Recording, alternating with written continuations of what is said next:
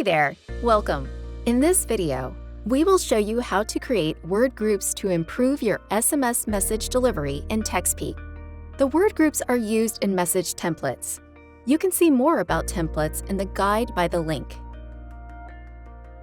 Now you will learn how to create automatic or manual groups, use them in message templates, and edit or delete the groups. CommPeak SMS platform selects words from a group for each sent message randomly. This will help generate unique messages and thus avoid spam filters. To create a manual word group, just insert text variants in the needed place of your message in curly brackets, separated with a vertical bar.